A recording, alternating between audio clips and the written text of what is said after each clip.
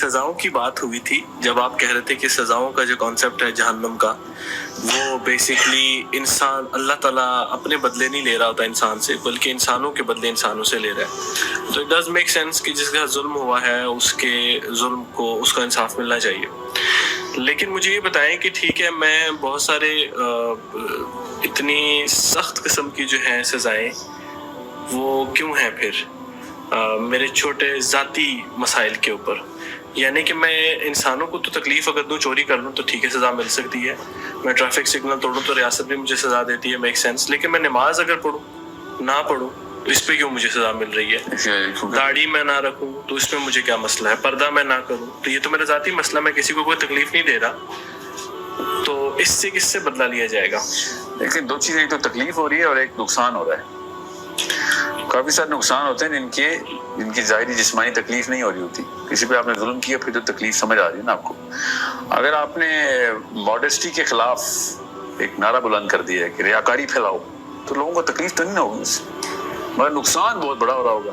مقصد نہیں پتا نا پھر, اگر لوگوں کو یہ نہیں پتا تو پھر مقصد نہیں پتا, سمجھ نہیں آیا کہ پوری کی پوری انسانیت کا کہاں سے اسٹیشن شروع ہوا تھا, آخری اسٹیشن کیا ہے. بے پردگی, آدمی زنا کی طرف جا رہے ہیں, ایک بائی پروڈکٹ ہے بے پردگی کا. جو فرسٹ ڈیوسٹیشن کاز ہو رہی ہے وہ lack of modesty and the prevalence of vanity inside the woman ہے. وہ پھر لوگوں کو دیکھے دکھاوے کہ سپورٹ میں چلی جائے گی کہ میں زیادہ خوبصورت ہوں تو فلاں زیادہ خوبصورت ہے, ایروگنس بڑھے گی تو پھر آپ کو پتہ ہے پھر نقصان کے ساتھ تکلیف بھی شروع ہو جائے گی. ایک ایروگنٹ بندے سے تکلیف ہی ہوتی ہے نا. بے پردگی causes arrogance in the second degree. First degree میں وہ ماڈسٹی کو کل کرتی ہے. ماڈسٹی کل ہوگی تو ایروگنس خود ہی اوپر جائے گی. تو یہ لوگ سمجھ رہے ہیں کہ پردہ عورتوں کا آدمیوں کے لیے آیا ہے, تو آدمی نکال بھی دیں تو پردے کا حکم تو ویسے کہ ویسے ہی پردے کا حکم از irrelevant of کہ آدمی کتنے ہیں دنیا میں. عورتوں کے اوپر پردہ انڈیپینڈنٹ حکم آیا ہوا ہے, اور جب وہ انڈیپینڈنٹ حکم آیا ہوا ہے اس کا مطلب ہے کہ وہ ان کے لیے آیا ہوا ہے, تو ان کے لیے کوئی فائدے کے لیے آیا ہے. اللہ تعالیٰ نے کوئی بھی ایسا حکم نہیں دیا ہوا جو انسان کے اپنے فائدے کے لیے. اللہ تعالیٰ کا کوئی فائدہ نہیں ہے اسلام سے یا شریعت سے.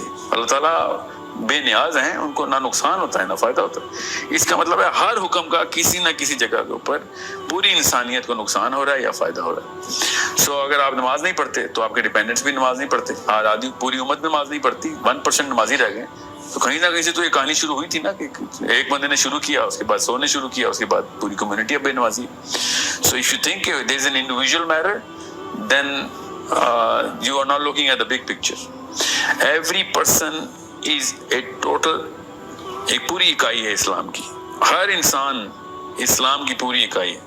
ایک اسکول آف تھاٹ ہے جو کہتا ہے ہر مسلمان اسلام کی پوری اکائی ہے. میرا اسکول آف تھاٹ یہ ہے جس کو میں فالو کر رہا ہوں کہ ہر انسان اسلام کی پوری اکائی ہے, ورنہ پورے دنیا پہ سسٹم نافذ کرنے کے لیے نہ آدم کو بھیجا جاتا.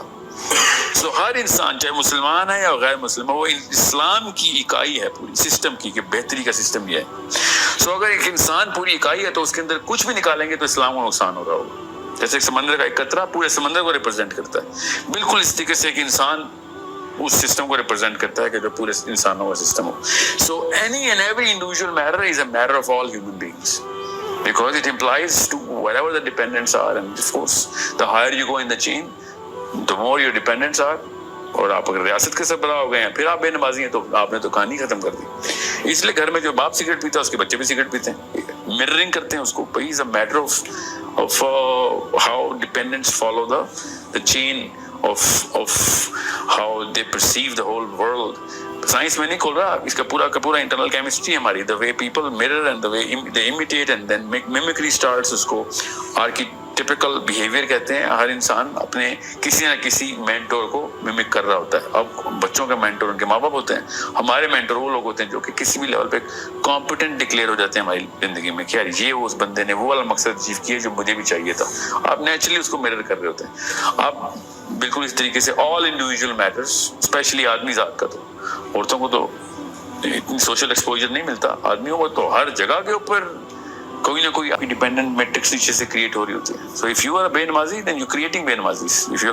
if you are not a guy who follows the policy by the letter, you are spreading and deleting all the letters inside the books of people.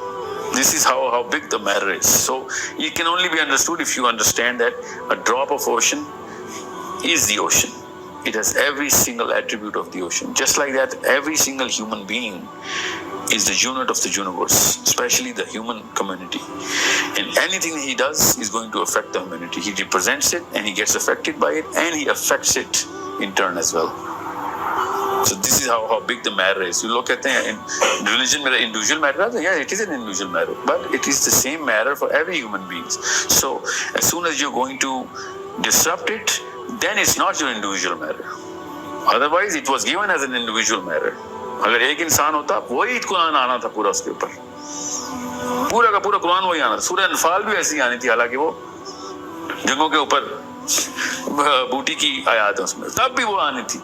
इतना बड़ा मसला है कि अगर आप एक इंसान को एज ए यूनिट ना समझें, जैसे ही आप उसको यूनिट डिक्लेयर करेंगे तो आपको पता चलेगा फिर इसके लिए तो और लोगों की भी जरूरत चाहिए थी, वरना तो ये सिस्टम ही नहीं पूरा होगा. तो अल्लाह ताला ने कहा ठीक है, पहले से शुरू से ही मैं एज अ फैमिली मैटर शुरू करूंगा इसको, आदमी के साथ औरत, औरत के साथ बच्चे, और फिर पूरा का पूरा एक कम्युनिटी सिस्टम क्रिएट हुआ. जब पूरा कम्युनिटी सिस्टम क्रिएट हुआ तो कुरान पाक की पूरी सेंस समझ आ गई कि यार ये तो बड़े मसाइल हैं जिसके साथ ह्यूमन कम्युनिटी के होने की वजह से मसाइल हो रहे हैं, उसके हल साथ साथ पहले ही आए हुए, पहले हल आया हुआ, बाद में मसले नजर आने शुरू हुए. As soon as you get to understand that, then you'll understand where your placement is inside the globe, what part of implications are based only on your soul actions. और तब आपको पता चलता है इतनी बड़ी जिम्मेदारी मिली हुई है स्पेशली एक आदमी को कि मैं कदम भी उठाऊंगा तो पीछे से इधर से उधर हिल जाएगी पूरी की पूरी जो ह्यूमन सोसाइटी है. स्पेशली उठाऊंगा तो पीछे से इधर से उधर हिल जाएगी पूरी की पूरी जो ह्यूमन सोसाइटी है. स्पेशली पीपल और able as and able decisions, जो एबल माइंड जो कि डिसीजन मेकिंग लेवल रोल के ऊपर आ गए, और एक आम आदमी बेहद क्रिटिकल स्टेज के ऊपर होता है, specially in our day and as, क्योंकि हम सोशली इतने ज्यादा एक्सपोज्ड हैं, हम कुछ भी करते हैं. अब तो सोशल मीडिया आ गया, एक चीज भी हमने ऐसी लिख दी उसकी इम्प्लीकेशंस कहां से कहां पहुंच जाती हैं. People get affected by any and everything we do, and somehow whoever does not want to accept it, that's a matter of his sense. Otherwise it's a common sense thing that everybody is just.